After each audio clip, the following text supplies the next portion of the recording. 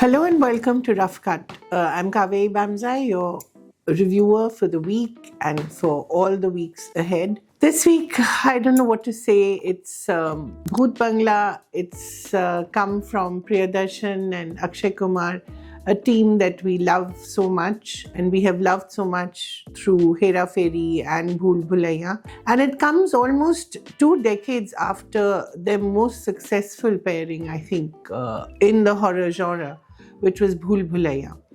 And it just made me think of Mad Men for some reason, and that wonderful quote from there. And I want to just read that quote out to you, just to explain how I felt. Nostalgia means a twinge in your heart far more powerful than memory alone. The pain from an old wound, delicate but potent.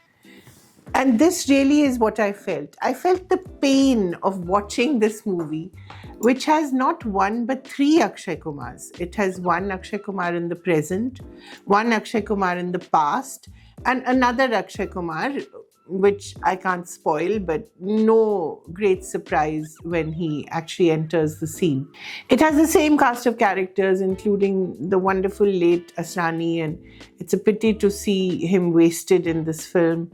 It has Rajpal Yadav, Paresh Rawal, and the only funny thing actually about the movie, which is supposed to be a horror comedy, is that Jishu Sengupta, who's 49 years old, is playing the father to Akshay Kumar, who's 58 years old. And let us not even go into all the mismatch of Vamika Gabbi playing his supposed love interest and all manner of people boarding the train of Bhoot Bangla and then disappearing without notice. It has the wonderful Tabu. I don't know what she's doing here, really. I think even she doesn't know. And she appears in the second half. She then disappears. She appears for a minute, I think a minute in the first half.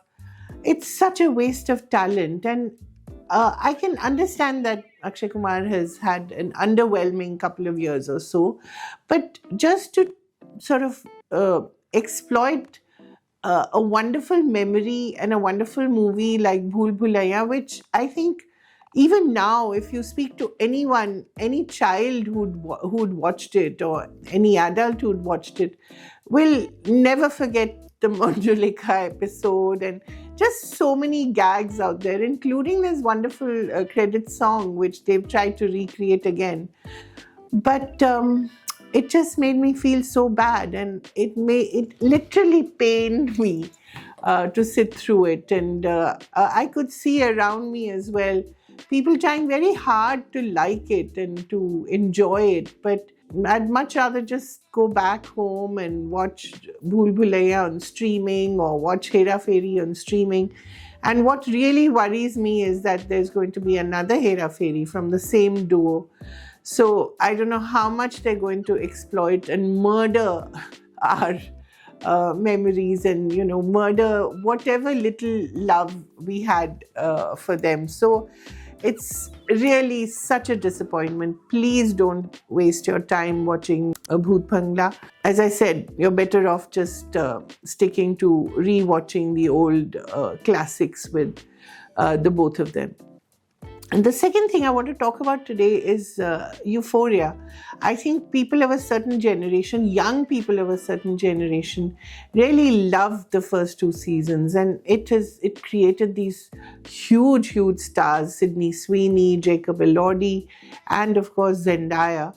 And when you see the third season, which is, I hope, going to be the last season, it gives you the same sense of pain and trauma, literally, that Bhoot Bangla gave us, because it's, again, I think, just sheer exploitation. The stars were available, I think, a window in their very, very busy careers. We just saw Zendaya in the drama. We saw Jacob Elordi in Wuthering Heights. We've seen Sydney Sweeney everywhere.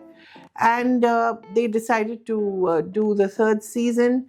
And it's a disaster. I mean, you have the same kind of sex and drugs and a little bit of religion and a little bit of stardust, and but we catch the three of these stars about 5 years after they've left high school.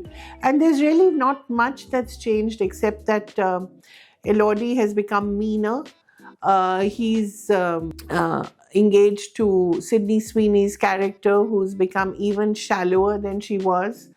And Rue, that is Zendaya's character, is still a drug mule, swallowing little balloons of fentanyl and taking them across the border, and having a brief moment of wanting to attach herself to religion.